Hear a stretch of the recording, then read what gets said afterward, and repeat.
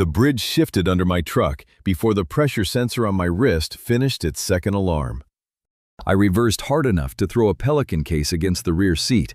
Brown water folded over the lower deck, and one of the timber guardrails dropped into the river as if someone had pulled a pin. By the time I reached the lodge on foot, rain was running from my storm jacket onto the hardwood, and the barometer had fallen 6 millibars in 23 minutes. Elodie Bailey stood in the manager office doorway with one hand braced against the frame. "The bridge?" she asked. "Closed. One support bent downstream, and the approach is washing out." The VHF radio on the hall table hissed. A county dispatcher repeated a high wind warning for the upper valley, then faded beneath static. Elodie looked toward the dark windows. "How long?" "The first Boeing segment reaches us in 35 minutes.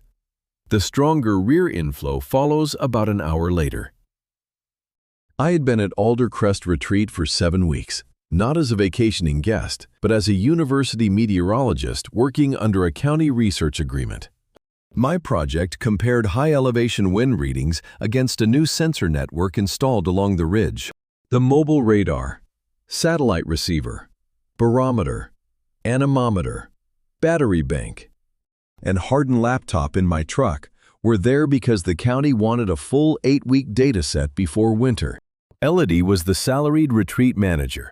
Ward Hospitality had cut the maintenance staff from 4 people to 1 before my arrival, then sent that last technician, Mateo Ruiz, to another property during week 5. Elodie had stayed because Ward was holding an $18,000 end-of-season retention bonus she had already earned month by month. When her older sister's insurance denied the last stage of treatment, Elodie had co-signed a personal hospital payment plan so care would continue. Her sister died 4 months later. But the signature remained Elodie's, and $27,600 was still due in her name. The bonus would not erase the debt, but it would stop the interest from swallowing what remained of her savings. Ward had also threatened to treat any early departure as job abandonment and withhold her final wages until the dispute was reviewed. Daniel Cho, the employment attorney Elodie had consulted by phone, believed the wage threat was unlawful and the retention clause could be challenged. Believing that and surviving long enough to prove it were different problems. The resort should have closed before the storm. Elodie had requested evacuation 48 hours earlier, after the county forecast shifted. Ward refused because 14 premium yurt reservations were scheduled through the weekend. When the county issued a voluntary evacuation that morning, Elodie moved every guest out anyway. She documented the refunds, arranged vans, and stayed behind to complete the closure checklist because Ward had not authorized anyone else to return.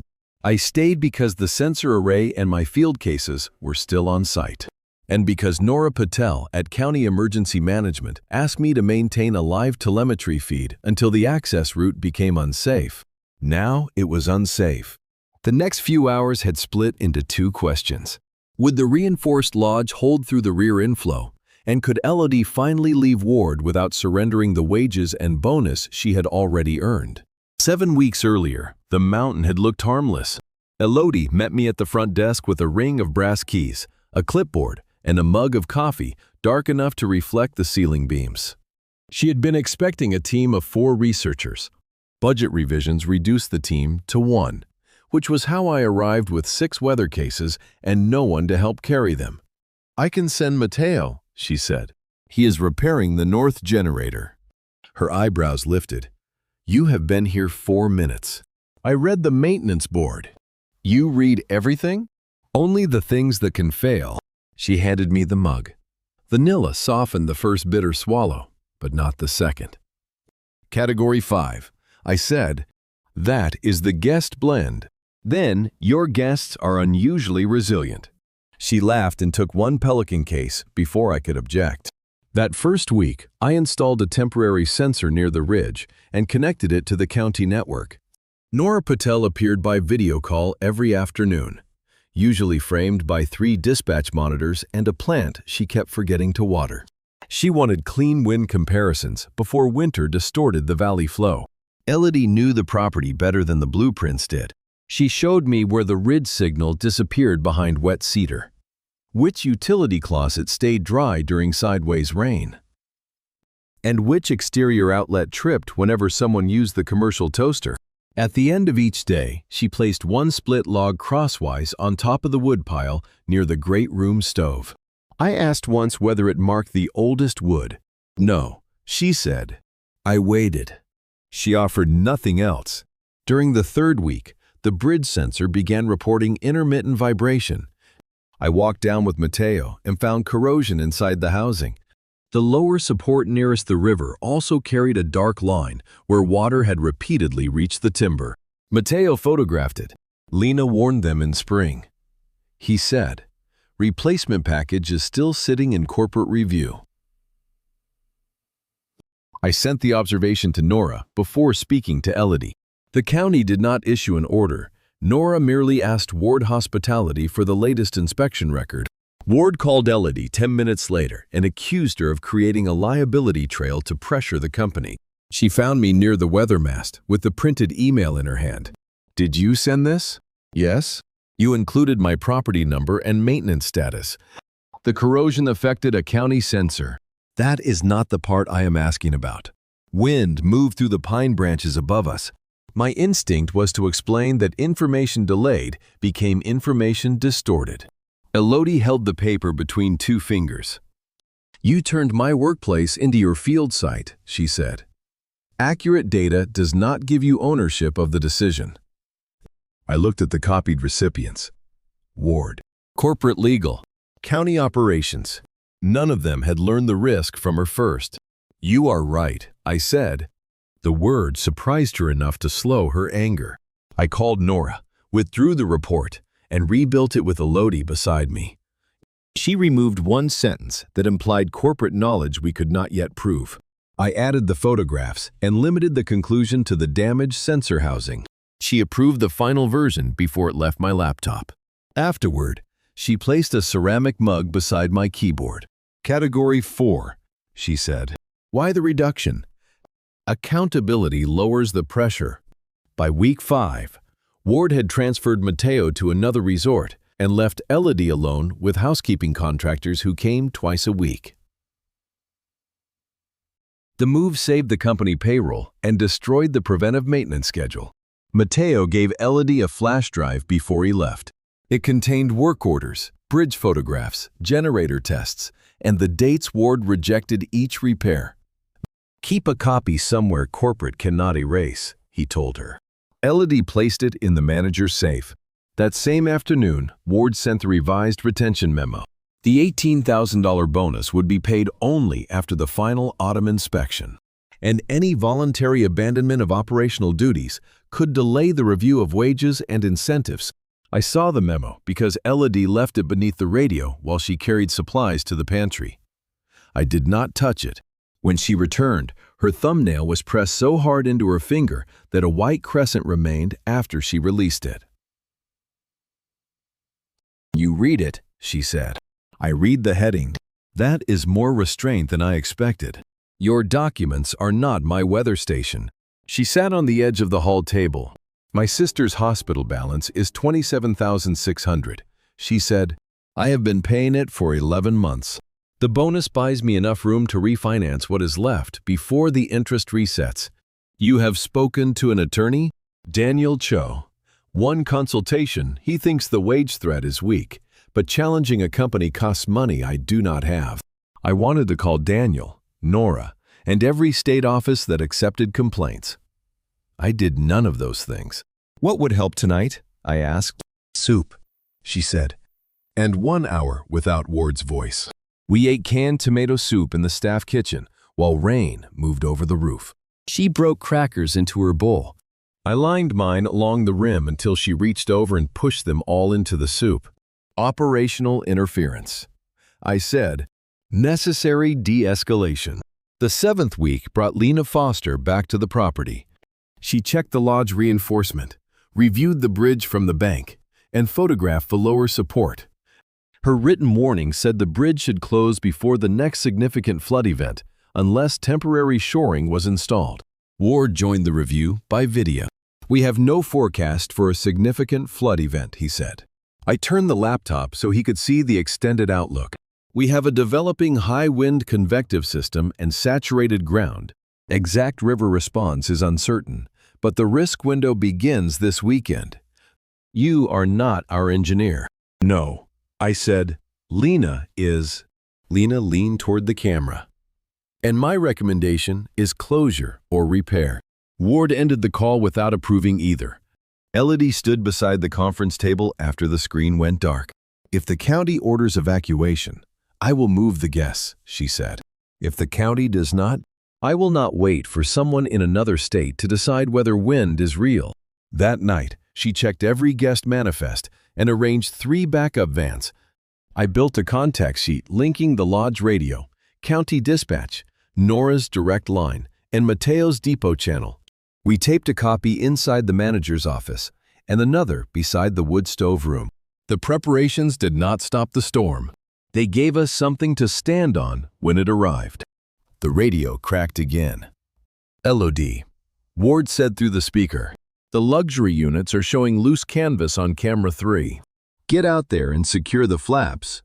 The propane cages need another tie-down. Her thumbnail pressed into the side of her index finger. The ridge anemometer reported a gust of 68 miles per hour. I looked at Elodie. May I answer him? Her eyes moved from my wet jacket to the number on the handheld display. Give him the data, she said. Nothing about my contract. I picked up the receiver. This is Cassian Brooks, Meteo County Research Meteorologist, on site with Manager Bailey's permission. The ridge station recorded 68 miles per hour, and County Emergency Work Policy bars exposed field tasks once measured gusts exceed 50. The bridge is impassable. Recommend immediate shelter in place. Ward's reply came fast. You are a guest, Brooks. Put Elodie back on. I held out the receiver. Elodie took it. The yurts are unoccupied, she said. No employee is going outside. I am closing the exterior work order and moving to the reinforced shelter room. You walk away from those units, and I will document insubordination. Document the wind reading with it. She returned the receiver to its cradle. The static continued for another second, then stopped. I wanted to tell her she had done the right thing. Instead, I checked the pressure display again. County needs an incident forecast. I said, I can set up in the great room if the south window has a clear ridge view. It does. Before I move anything, what areas do you need kept open? She noticed the question. The same reflex that had made me send the bridge report without her consent was back. The belief that urgency gave me the right to decide for her. I stopped outside the office. Now she pointed down the hall. Keep the west corridor clear. That is our route to the reinforced room. Use the oak dining table. The kitchen and manager's office stay accessible. Understood. I carried the cases inside. The wet storm jacket clung to my shoulders. Water followed me in a broken trail across the floor. Elodie disappeared into the supply room and returned with wool blankets, 2 towels, and a ceramic mug. Black coffee, she said. Vanilla syrup. Drink before your hands stop working. I wrapped both palms around the mug. The coffee was stronger than anything served to paying guests. I took 1 sip. This is not coffee. I said, it is emergency fuel. It may qualify as a controlled substance. She set the blankets beside the table. Category 5 coffee. Storms have categories. Coffee should not. You look offended for a man dripping on my floor. The joke lasted only a few seconds, but it loosened something behind my ribs.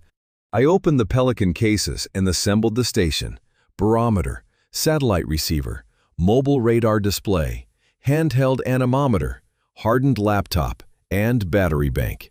The first scan showed a severe convective line bending east across the valley. No hook echo, no clean tornado signature. The greater risk was straight-line wind, accelerated by the mountain gap. I marked 3 windows. Initial gust arrival. Peak rear inflow window. Expected pressure recovery. Then I sent the forecast to Nora. Her voice came through the radio 5 minutes later. Brooks County copies your telemetry. shelter-in-place order is active for Alder Crest and the Upper Service Road. Your 20-minute lead is now in the dispatch log. Continue readings every 15 minutes. Elodie glanced at me over a stack of closure forms. Professional recognition, she said. Nora once told me I labeled charts like a man hiding from conversation. Also, professional recognition. The southern windows flexed under the first gust. I checked the old structural packet Elodie kept in a binder near the desk. Lena Foster, the civil and structural engineer retained the previous spring, had rated the main lodge for gusts up to 105 miles per hour after reinforcement. Her report also warned that the bridge's lower supports needed replacement before autumn flooding. Ward had postponed the work. The lodge rating did not guarantee safety. Snow load, water intrusion, falling trees, and local damage could change the equation. It did give us a documented threshold. Current gusts are 72. I said, the building has a rated margin, but the windows and exterior limbs remain the weak points. What do you need from me? Close the fire doors. Move loose objects away from the south glass. Then we relocate before the rear inflow reaches us. She nodded. We worked through the checklist together. At one window, I placed a battery sensor against the wrong frame and received a reading that made no sense. Elodie leaned over the paper diagram. You put the indoor probe beside the heating vent. I looked at the vent 6 inches below it. That would explain the tropical microclimate. You were about to evacuate us from summer. I moved the probe. She wrote, false spring, beside the bad reading and underlined it with my pencil. The note stayed in the incident log. 20 minutes later, Mateo called through the VHF relay. He was sheltering at the County Road Depot, unable to reach us. I sent Lena the maintenance archive, he said. Bridge inspections, purchase orders, every repair request. Ward canceled. The last denial was 7 days ago. Elodie closed her eyes. Mateo, are you safe? She asked. Concrete building. Generator. Bad coffee. Cassian's is worse. Impossible. I looked at her. She held the radio away from her mouth and smiled. Mateo continued. The lodge has the reinforced interior room. Use it before the rear band arrives. The wood stove vent was inspected last month. Copy, Elodie said. Stay on the county channel. The practical relief of hearing another human voice changed the room.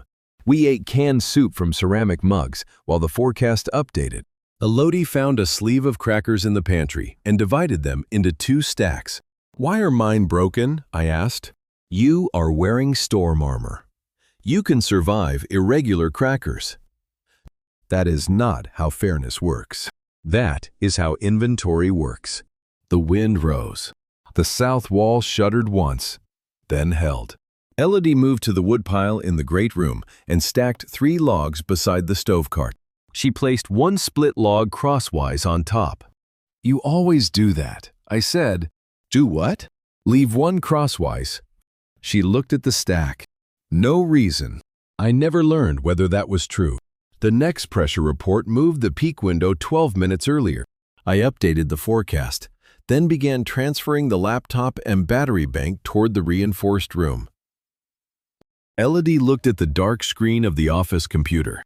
The payroll archive is still in there. Cloud backup?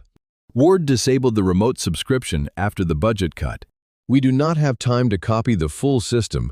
I need the timesheets and bonus records. I carried the battery bank toward the office. Elodie blocked the doorway. What are you doing? Moving the payroll drive before the corridor becomes unsafe. You did not ask.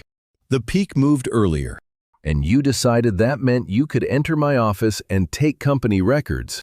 They are evidence. They are also records under my control. The building creaked around us. My data said we had 9 minutes. My reflex said speed mattered more than permission. Her hand remained on the doorframe. I stopped. What do you want to preserve? I asked. The timesheets, the bonus letters, and Ward's maintenance denials. Nothing containing guest payment data. Can you export those folders in 4 minutes? Yes. I will carry the equipment. You make the selection. She entered the office. I waited outside until she called me in. The correction cost less than a minute. It mattered more than the minute. We moved the selected files onto an encrypted drive, logged the transfer, and placed it inside the waterproof evidence pouch. Then we carried the telemetry station into the interior room. The room belonged to Elodie. A single bed stood against one wall. A scarred desk sat beside the door. The cast-iron wood stove occupied the far corner, its vent pipe rising through a protected chase. The stove had already heated the room beyond the rest of the lodge.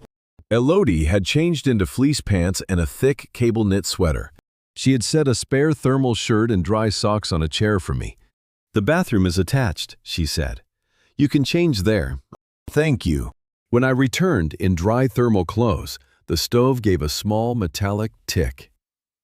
Then another, heating iron expanding against the quiet. I set the flashlight on the nightstand and positioned the laptop on the desk. My wet storm jacket hung from a hook near the door, dripping into a metal tray. The county radio remained alive. Nora's voice broke through the static. "Brooks, rear inflow reaches the ridge in approximately 25 minutes. Latest measured gust at the north sensor is 81. No response crews until conditions drop below threshold. Confirm shelter." I looked at Elodie. She keyed the receiver. "Alder Crest is in the reinforced interior room. Fire doors closed. No staff outside. County copies. Stay sheltered. Report structural change, smoke, or water intrusion immediately." Elodie returned the radio. The stove ticked again. I counted the intervals without meaning to. The lights failed at 2:14 in the morning. The generator's hum stopped, and the room fell into firelight. The laptop shifted to battery power. Elodie drew a sharp breath. I switched on the flashlight and aimed it at the floor. "Battery station is stable," I said. "The stove vents without electricity. We stay where we are." A branch struck the roof above the hall. Dust slipped from one ceiling joint. The wood stove pipe remained seated, and no crack appeared along the beam line. The smell of cheap diner coffee came back to me without warning. Burned grounds, powdered creamer, a red vinyl booth that did not belong in the mountain lodge. The booth had been in an all-night diner outside Franklin when I was 19. My father had texted that the icy pass would take 30 minutes. 4 hours later, a road crew found his truck against a snowbank, his phone dead, and one wrist broken. He recovered. I kept the diner receipt folded inside my first field notebook for 6 years, as if staying awake had helped bring him home. The roof shook again. My fingers found the edge of the desk. Beam, stovepipe, radio, exit. 4 things I could actually watch. "What did you see?" Elodie asked.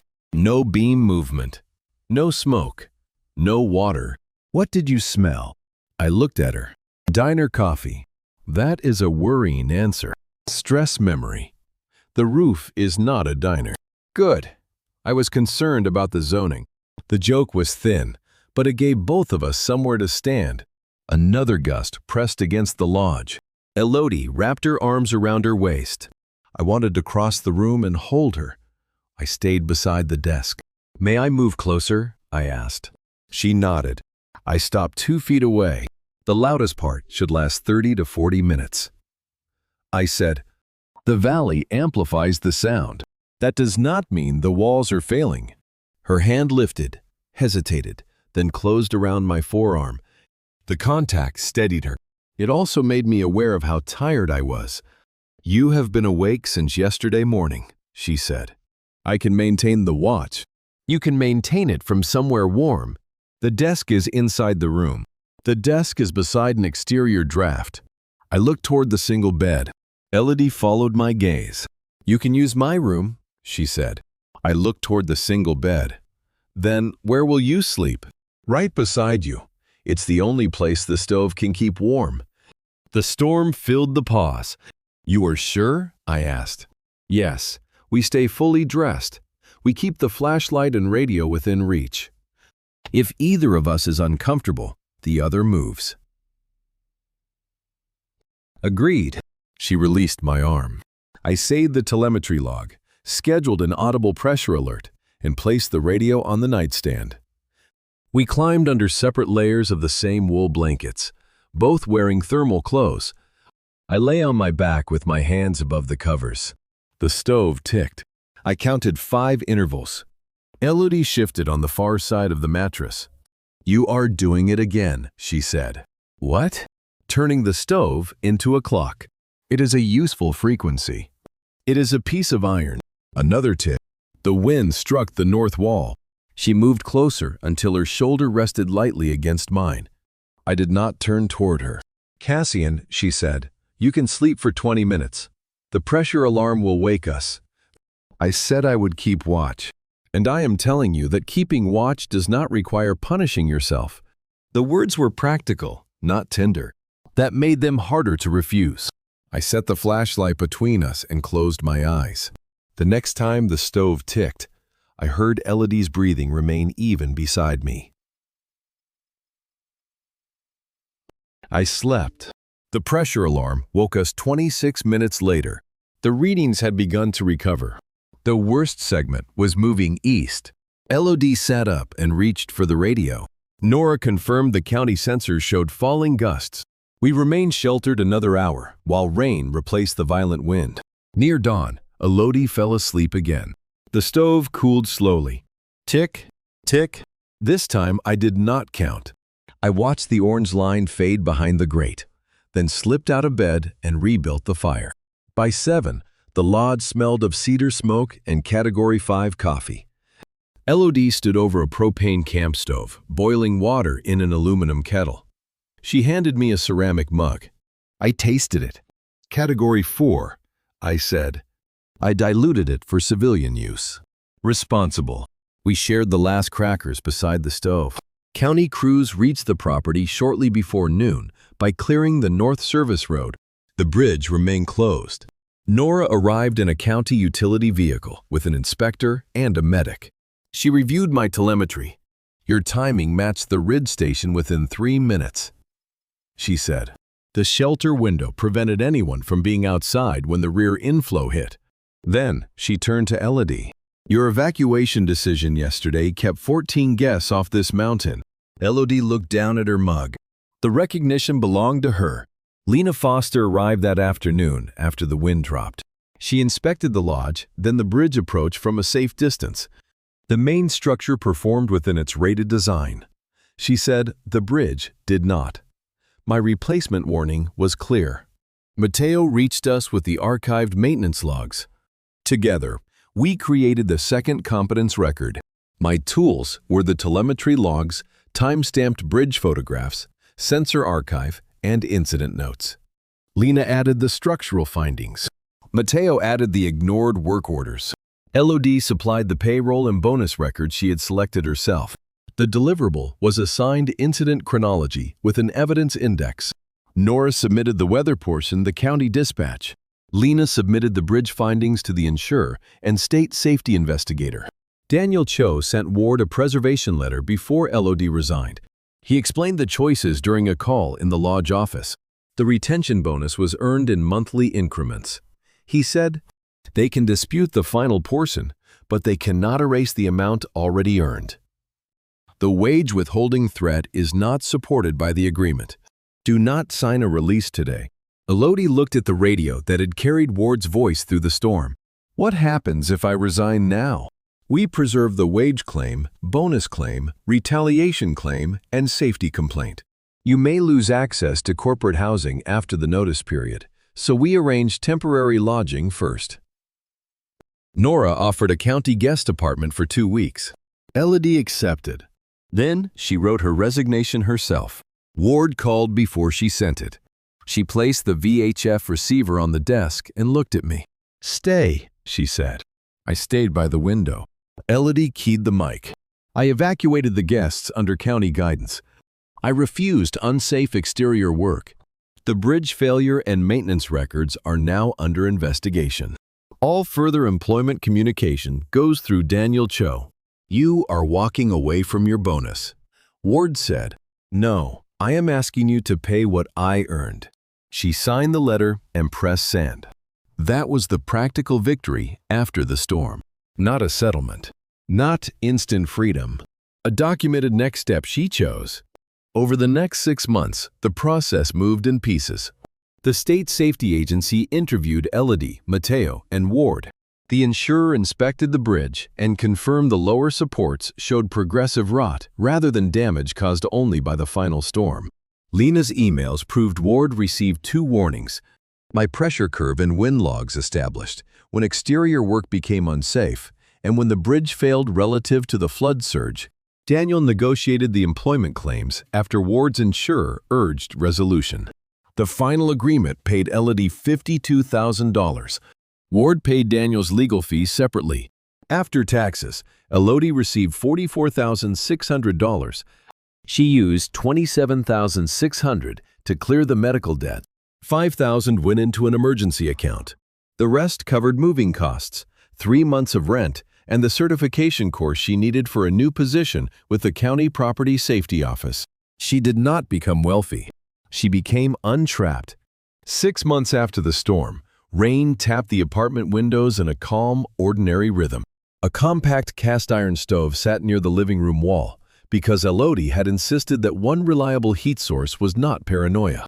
The pipe warmed after she added a split log. She placed one piece of wood crosswise on top of the stack. I still did not ask why. The stove began to tick. On the kitchen table lay our signed 2-year lease, a shared expense agreement Daniel had reviewed, and a parking form for my reinforced field truck. Elodie's new county identification card rested beside a manila evidence folder she had finally brought home from work. I sat with the telemetry laptop open, checking the next morning's mountain forecast. The front door unlocked. Elodie entered, carrying 2 ceramic mugs. She set mine beside the laptop. I took a sip. Category 5. You survived the original. Barely. She dropped her keys into the ceramic bowl by the door, then placed a county emergency contact form over my forecast. My name appeared beneath hers. You added me, I said. I asked first. You did, and the landlord approved the parking agreement. That may be the greater act of commitment. My judgment remains under review. She stood behind my chair and rested both hands on my shoulders. The radiator near the bedroom clicked as heat moved through the pipe. The little stove answered with its own metallic tick. On the table, beside the signed lease, my phone displayed a weather alert for the ridge. I reached to silence it. Elodie's hand stayed on my shoulder. The radiator ticked beside our signed lease, and for once I let someone else keep watch. The end.